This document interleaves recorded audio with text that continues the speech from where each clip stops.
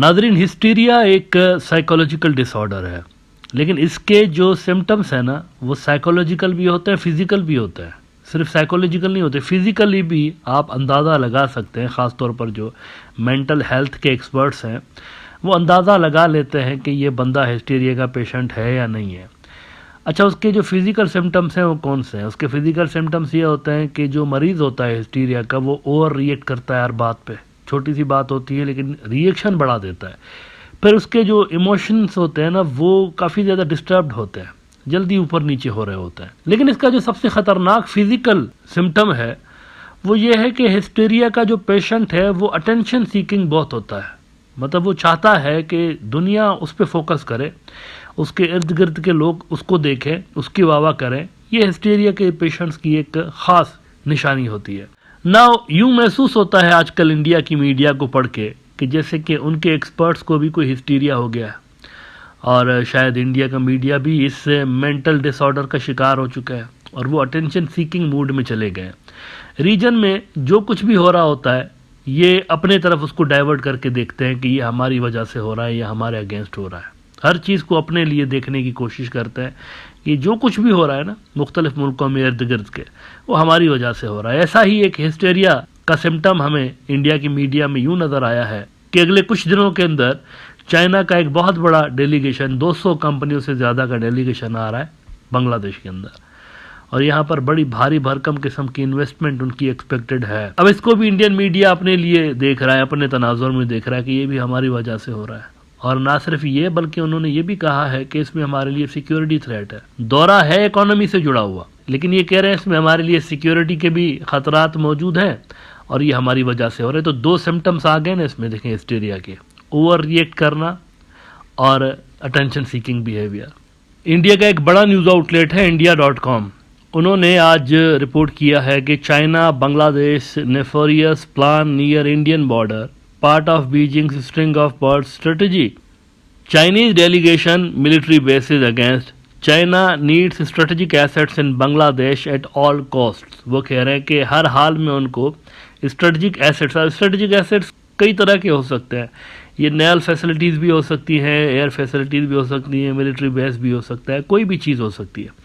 वो कह रहे हैं हर हाल में चाइनीज़ को यहाँ पर बांग्लादेश के अंदर स्ट्रेटेजिक एसेट्स चाहिए। फिर वो बता रहे हैं, after the invitation from Mohammad Yunus, it seems that China is planning to start its projects in Bangladesh as soon as possible. Last month, Mohammad Yunus visited Beijing, where he called for investment from China in Bangladesh. According to recent reports, a large delegation led by China's Commerce Minister is set to arrive in Dhaka in May to discuss investment possibilities in Bangladesh.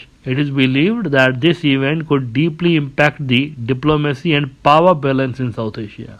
देख रहे हैं आप, ये जो visit होने वाला है वो कह रहे हैं ये विजिट साउथ एशिया के पावर बैलेंस को तब्दील कर सकता है। China's Commerce Minister Wang Wentao is going to visit Bangladesh capital Dhaka. This visit is not merely a formal trip of a business delegation. There is a significant geopolitical strategy hidden behind it, which could be a serious concern for India. यानी ये investor भी अगर आ रहे हैं, investor पैसा लगाने के लिए बांग्लादेश के अंदर, तो इसमें भी उनको हिडन स्ट्रेटजी नज़र आ रही है। खुफिया प्लान है, कोई इंडिया के ख़िलाफ़ कोई खुफिया प्लान बन रहा है और इंडिया के लिए बहुत बड़ा ख़तरा पैदा हो रहा है क्योंकि स्ट्रेटजिक एसेट्स बन रहे हैं। बज़ाहिर नज़र आ रहा है कि जी बिजनेसमैन आ रहे हैं, लेकिन बिजनेसमैन नहीं है, असल में ये इंडिया के ख़िलाफ़ कोई षड्यंत्र बन रहा है। हिस्टीरिया ये हिस्टीरिया का केस है। जो कोई भी इंडिया के अंदर ऐसा सोचता है ना, हिस्टीरिया का केस है। देखिए, बांग्लादेश को इस वक्त इन्वेस्टमेंट चाहिए, पैसा चाहिए उनको, और पैसा उनको चाइनीज़ दे रहे हैं, लेकिन इंडिया के एक्सपर्ट्स को पता नहीं इसमें भी क्या मसला नज़र आ रहा है। तो कह रहे हैं इसमें हमारे लिए बहुत बड़ा कोई थ्रेट छपा हो। अच्छा, कौन सा थ्रेट है इसके लिए वो खुल के बताते हैं नीचे। कहते हैं, if an agreement is reached between China and Bangladesh in the Teesta project, it will be a direct geopolitical intervention. The Teesta River plan is not just about water sharing but is also related to India's security arrangements in Sikkim and West Bengal. अब यहाँ पर इन्होंने कहा कि geopolitical intervention है। अगर बांग्लादेश यहाँ पर चाइना को लेकर आता है तो ये जियोपॉलिटिकल इंटरवेंशन है। मेरा इनसे सवाल ये है, ये जो तीस्ता का प्रोजेक्ट है, मेरे भाई ताहिर साहब ने लिखा हुआ है शायद ये, तो ये जो तीस्ता का प्रोजेक्ट है क्या ये इंडिया के अंदर है? किधर है ये? बांग्लादेश के अंदर है ना। अपने मुल्क के अंदर अगर ये किसी को भी दे दें प्रोजेक्ट तो इंटरवेंशन कहाँ पे होगी? ये इंटरवेंशन आपके लिए तब हो सकती है जब ये इंडिया के अंदर चाइनीज़ को घुसा दें, चाइनीज़ को भेज दें इंडिया के अंदर, तब आप कह सकते हैं कि ये इंटरवेंशन है। ये तो अपने मुल्क के अंदर लेकर आ रहे हैं उनको, लेकिन ये इसको इंटरवेंशन का नाम दे रहे हैं। फिर कहते हैं China's involvement here is not just for water but for influence. In addition China is also paying attention to the Lal Munirhat airfield which is located very close to India's border in northwestern Bangladesh.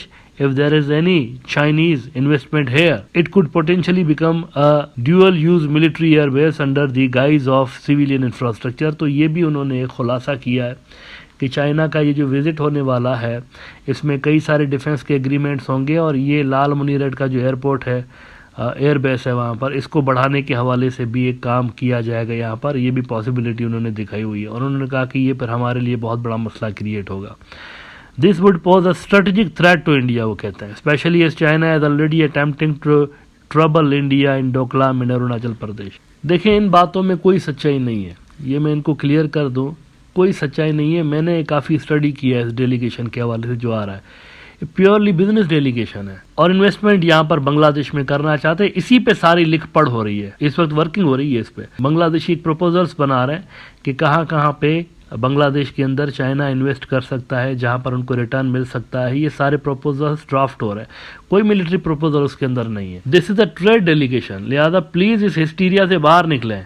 वहाँ पर कोई businessman भी आता है तो आपको वो फौजी नजर आता है, पीएलए का। बिजनेस डेलीगेशन, कॉमर्स का मिनिस्टर आ रहा है, वरना पीएलए का कोई बंदा आता ना, पीएलए का तो कोई बंदा नहीं आ रहा। कॉमर्स का मिनिस्टर इसको लीड करेगा इस डेलीगेशन को, और ये यहाँ पर पैसा लगाने और बांग्लादेश के अंदर इन्वेस्टमेंट करने के हवाले से पॉसिबिलिटीज देखेंगे। कुछ यहाँ पर एग्रीमेंट्स एक्सपेक्टेड भी हैं, कुछ $100 मिलियन के हो सकते हैं, इसके चांसेस ज़्यादा हैं, काफ़ी ज़्यादा लिख पढ़ उस पर हो भी चुकी है। लिहाजा इस नॉन कंट्रोवर्शियल विजिट को अगर इंडियन मीडिया कंट्रोवर्शियल ना बनाए तो बड़ा अच्छा होगा उनके लिए। रीजन में जो कुछ भी हो रहा होता है वो इंडिया से रिलेटेड नहीं होता। मुल्कों के अपने मफादात होते हैं, अपने उनके इंटरेस्ट होते हैं और मुल्क उन्हीं इंटरेस्ट के हिसाब से चल रहे होते हैं। आपको अच्छा लगे या बुरा लगे, दैट डजेंट मैटर, लेकिन ये चीज़ बांग्लादेश के फ़ायदे में है तो लिहाजा इसने तो होके रहना है। इस नई ग्राउंड रियलिटी को जितना जल्दी इंडियन एक्सपर्ट समझेंगे उतना ज़्यादा उनके लिए बेहतर होगा।